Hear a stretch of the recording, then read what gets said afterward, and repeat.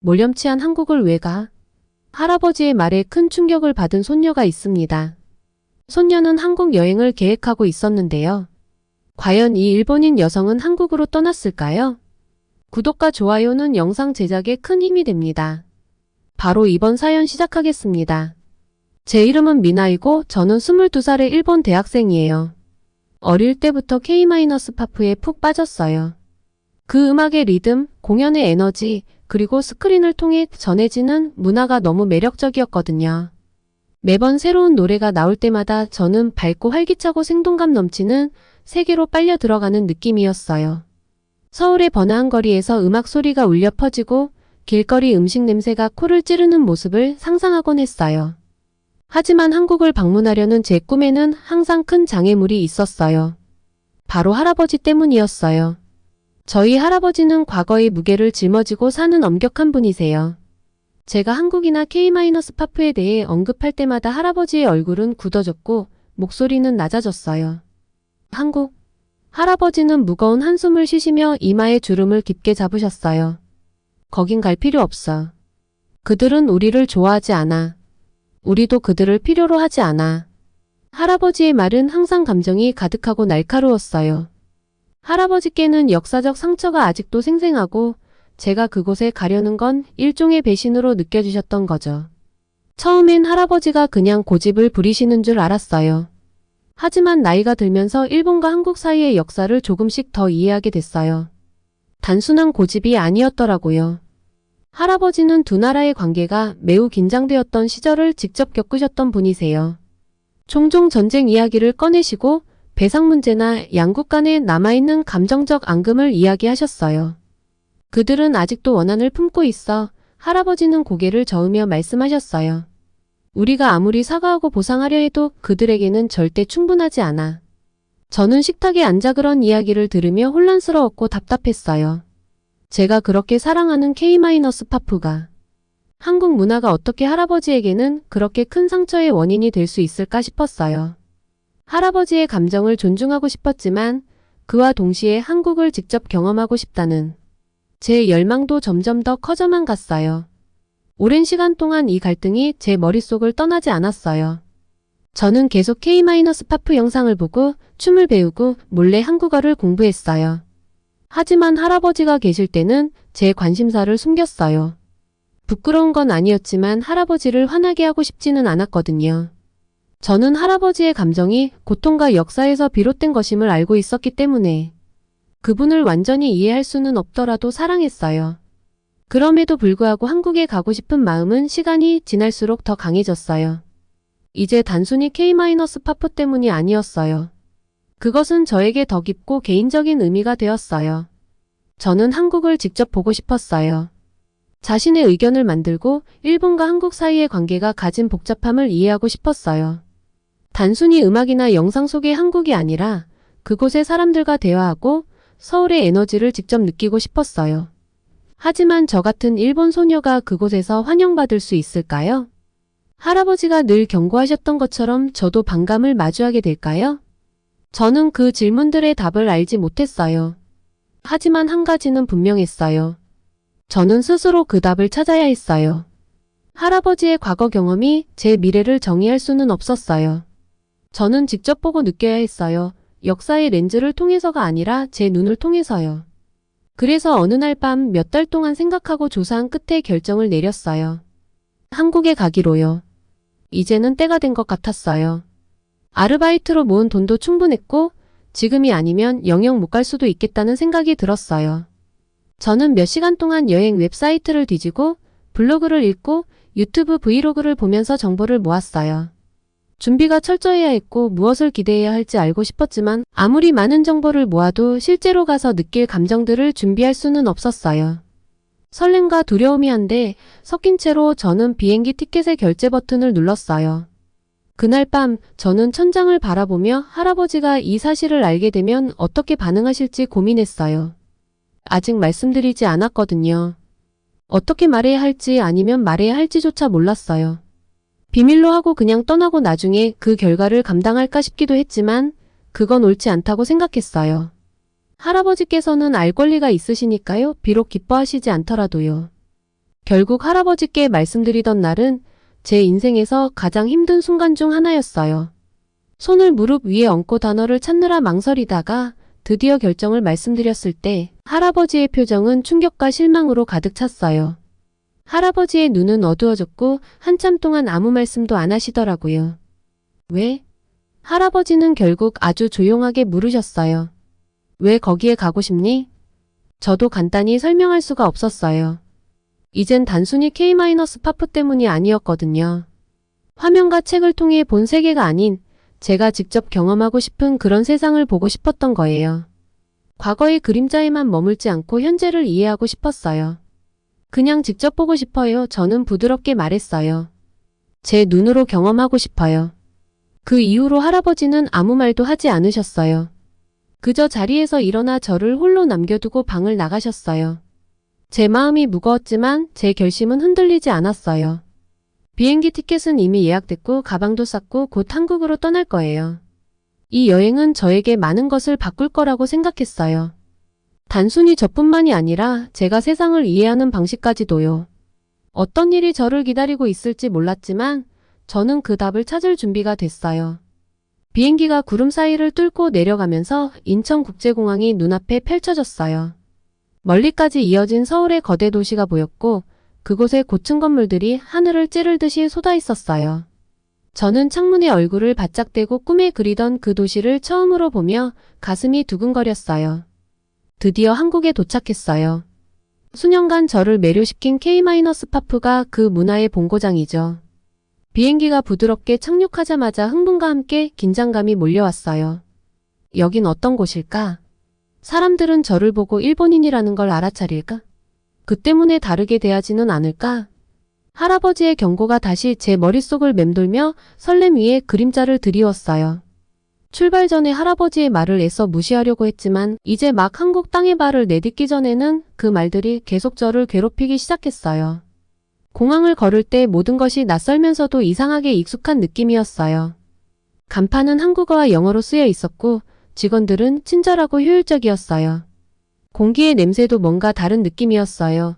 신선하면서도 뭐라고 딱히 설명할 수 없는 독특한 향이 났어요. 저는 핸드폰을 꽉 쥐고 계획해둔 일정을 다시 한번 확인했어요. 첫 번째 목적지는 강남이었어요. K-파프의 화려함과 매력이 모인 곳이죠. 밖으로 나가자마자 도심의 소리가 저를 반겼어요. 자동차 경적 소리, 빠른 한국어 대화 소리, 그리고 어딘가에서 들려오는 음악 소리까지요. 공기는 상쾌했고 부드러운 바람이 얼굴을 스쳤어요. 저는 깊이 숨을 들이쉬며 속에 있던 긴장을 털어내려고 노력했어요. 택시를 타고 강남에 도착했을 때 저는 그 에너지가 압도적이었어요. 건물마다 화려한 네온사인과 거대한 광고판이 제 눈앞에 펼쳐졌고 그 광고판에는 제가 좋아하는 아이돌들의 얼굴이 가득했어요. 이 도시는 살아 숨쉬는 듯 했어요. 전통과 현대가 완벽하게 어우러져 있었어요. 몇 년간 머릿속에서 맞추던 퍼즐 조각들이 이곳에서 하나하나 제자리를 찾아가는 느낌이었어요. 그 순간만큼은 비행기에서 느꼈던 모든 걱정이 사라졌어요. 강남의 북적이는 거리를 걷다 보니 사람들은 빠르게 지나갔고 모두 바쁜 미션이라도 수행 중인 듯한 모습이었지만 그 안에서도 곳곳에 흥분과 활력이 넘쳤어요. 길가엔 K-파프 굿즈를 파는 가게들이 늘어서 있었고 카페에서는 아이돌들의 최신곡이 크게 울려 퍼졌어요. 마치 제가 항상 꿈꿔왔던 그 세상 안에 들어온 듯한 느낌이었어요. 저도 모르게 웃음이 나왔어요.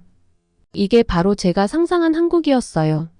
생동감 넘치고 음악과 에너지가 가득한 곳. 하지만 그 환상에서 저를 깨운 일이 있었어요.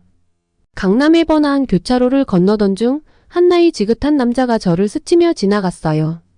처음에는 아무렇지 않게 생각했어요. 거리는 붐볐고 사람들끼리 부딪히는 일은 흔했으니까요. 그런데 그가 지나가면서 낮게 무언가를 중얼거렸어요. 제가 정확히 알아듣지는 못했지만 그 말투는 날카롭고 불쾌한 감정이 느껴졌어요. 저는 그 자리에 얼어붙은 채 뒤돌아 그가 사라지는 뒷모습을 바라봤어요. 가슴이 쿵쿵 뛰기 시작했고 갑자기 제가 이곳에 어울리지 않는다는 기분이 들었어요. 이게 바로 할아버지가 경고했던 그 반응일까요? 제 생각은 점점 꼬리를 물고 이어졌어요. 그가 제가 일본인인 걸 알아차렸을까? 벌써부터 제가 이곳에서 평가받고 있는 걸까요? 한국에 도착한 지 하루도 되지 않았는데 벌써 국적의 무게가 저를 짓누르는 것 같았어요. 저는 억지로 발을 옮기며 그 불편한 감정을 떨쳐내려 했어요.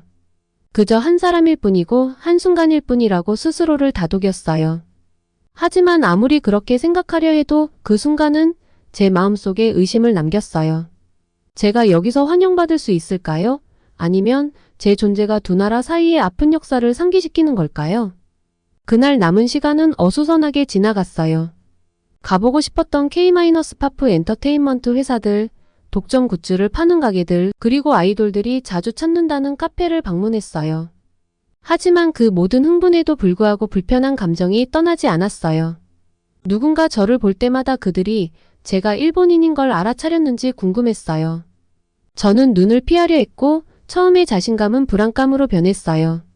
그날 밤 호텔방에서 저는 침대 가장자리에 앉아 하루 동안 있었던 일들을 계속해서 떠올렸어요. 처음 느꼈던 설렘은 의심으로 덮여버렸어요. 내가 여기 온 게 실수였을까? 할아버지가 옳았던 걸까요?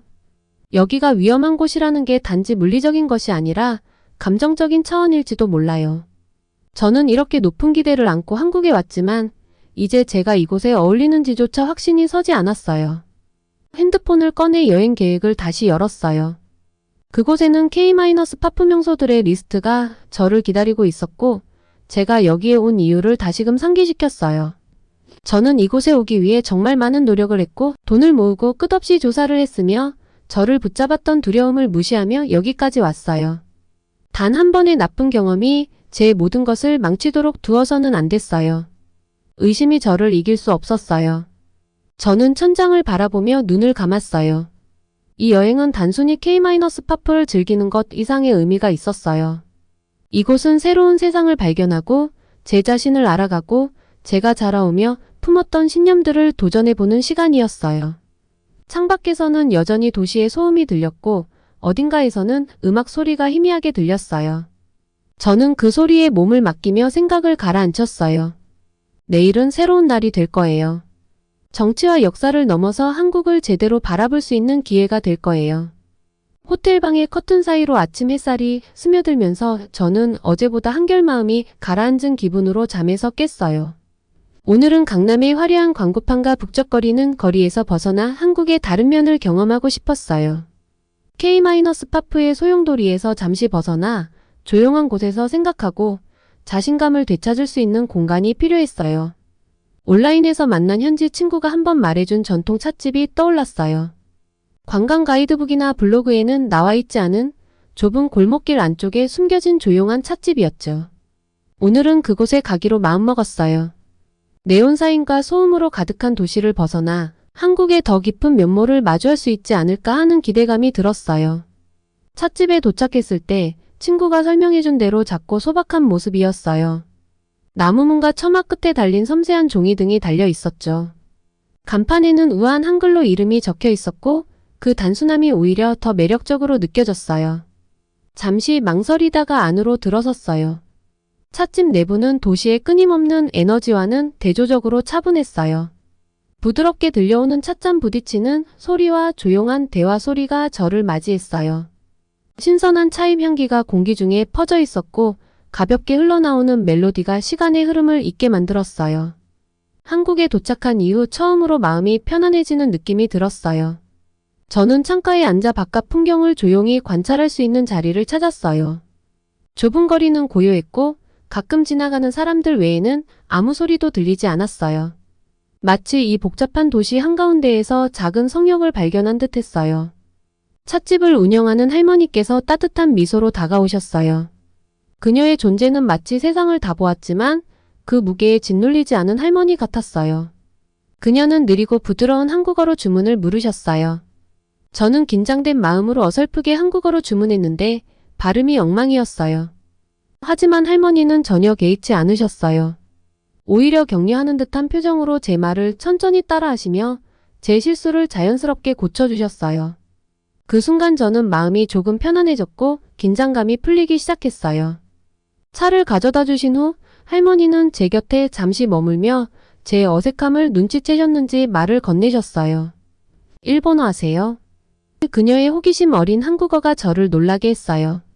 그 질문에 저는 잠시 당황했지만 그녀의 말투는 가벼웠고 마치 이미 알고 계셨던 것처럼 들렸어요. 저는 고개를 끄덕였어요. 이 순간이 또다시 과거의 무거운 그림자를 들이우는 순간이 될까봐 걱정이 되었어요. 대화가 불편해지지는 않을까 하는 두려움이 스쳤죠. 하지만 할머니는 부드럽게 미소를 지으셨어요. 우리 아버지가 옛날에 일본에서 일하셨어요. 할머니는 완벽한 일본어로 말했어요. 할머니의 말은 공기 중에 떠돌았지만 그 속에는 무거움도 긴장도 없었어요. 그저 부드럽고 담담한 사실일 뿐이었어요. 제가 놀란 표정을 지었는지 그녀는 조용히 웃으셨어요. 과거는 과거일 뿐이에요. 그녀는 다시 한국어로 돌아오며 말했어요. 이제 우리는 앞으로 나아가야죠. 할머니의 말은 마치 추운 날 따뜻한 담요를 덮어주는 것 같았어요. 그 순간까지 제가 얼마나 많은 긴장감을 가지고 있었는지 깨닫지 못했어요. 한국에서 제가 어떻게 받아들여질지에 대한 모든 걱정과 할아버지가 이야기했던 것들, 그리고 항상 외부인으로 보일 것 같다는 두려움이 점차 사라지기 시작했어요. 저는 할머니에게 미소를 지었고 마음속에서 단단히 묶여있던 무언가가 풀리는 기분이었어요.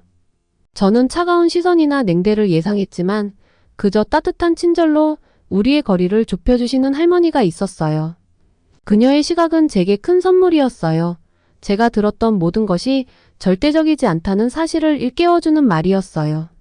이곳에도 과거의 아픔을 넘어서 새로운 미래를 꿈꾸는 사람들이 있었어요.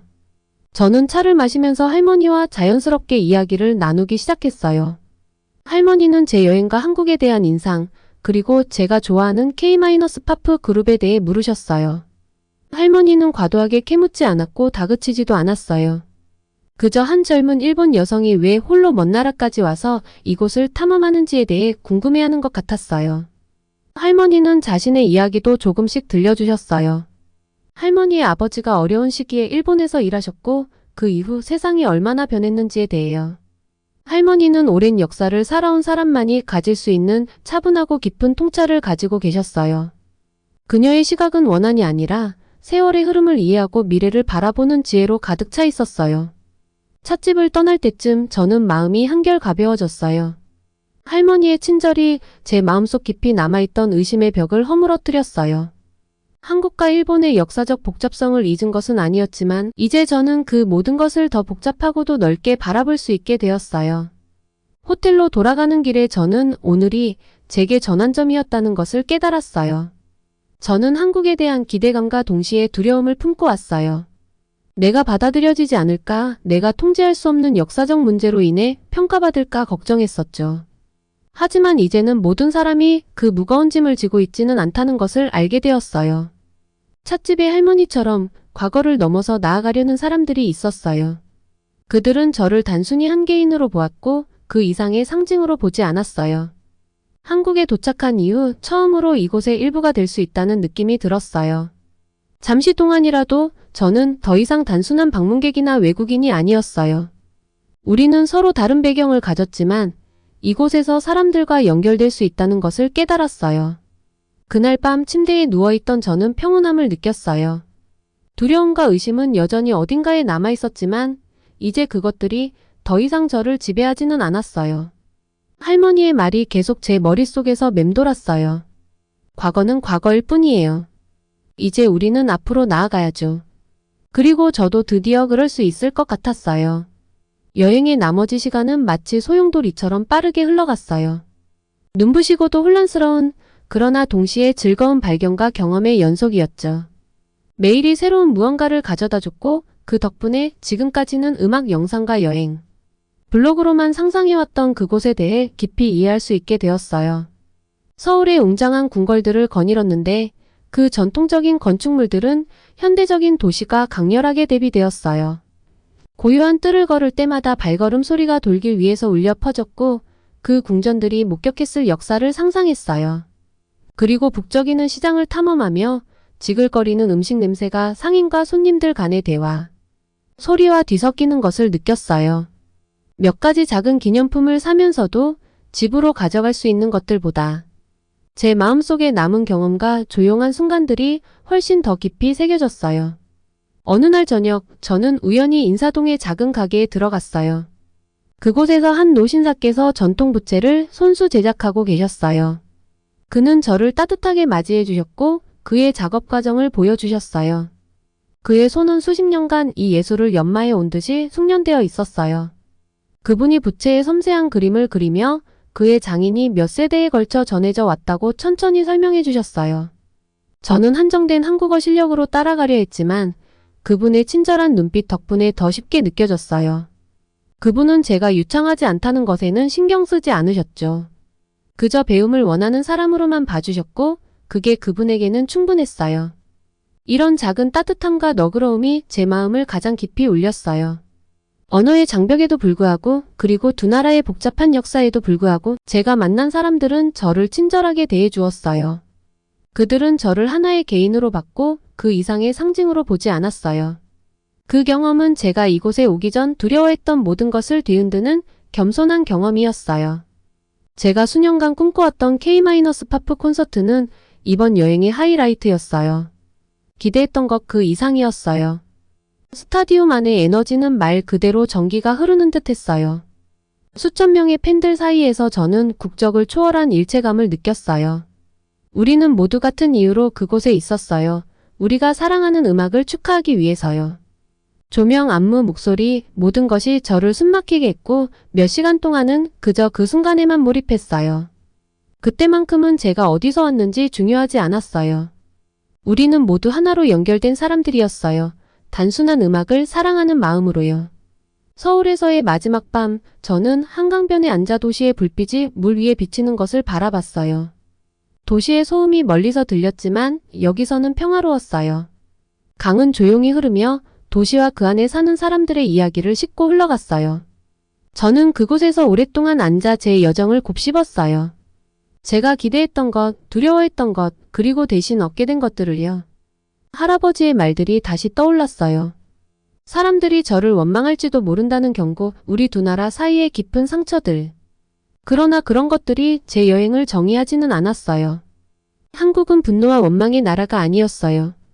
사람들은 고통스러운 역사를 넘어서 나아가고 있었고 저를 대하는 방식에서도 그들이 그렇게 하려는 노력이 보였어요. 제가 만났던 사람들, 나누었던 대화들, 낯선 사람과의 미소 속에서 저는 그것을 보았어요. 찻집에서 만났던 할머니의 말이 맞았어요.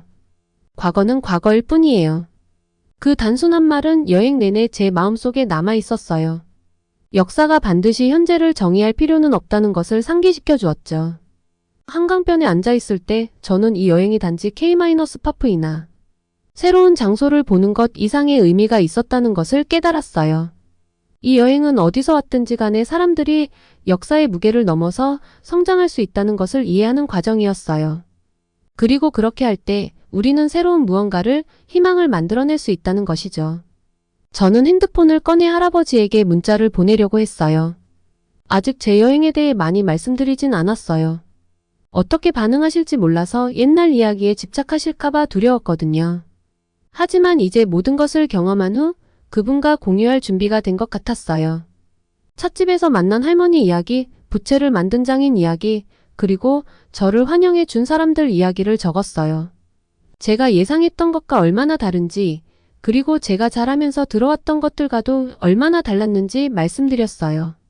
제 말이 할아버지의 생각을 바꿀 수 있을지는 몰랐지만 저의 여정이 그분이 이 나라를 새로운 시각으로 보게 도울 수 있기를 바랐어요. 제가 그랬던 것처럼요. 메시지를 보내고 나서 이상하게도 마음이 평온해졌어요. 저는 한국에 많은 기대를 안고 왔지만 그곳에서 단순한 여행 이상의 것을 얻었어요. 저는 새로운 시각을 얻었어요. 예상하지 못한 방식으로 성장했고 이제 이것은 단지 시작일 뿐이라는 걸 알고 있었어요. 당장 모든 답을 가지고 있는 건 아니지만 그것이 중요하지 않아요. 확실한 건 저는 다시 돌아올 거라는 점이에요. 한국은 단순한 여행지가 아니에요. 그곳은 성장과 배움, 그리고 무엇보다도 희망이 있는 곳이에요. 강물 위로 춤추는 도시의 불빛을 바라보며 제 마음속에 조용한 확신이 자리 잡았어요. 이것은 제 여정의 끝이 아니라 시작일 뿐이에요.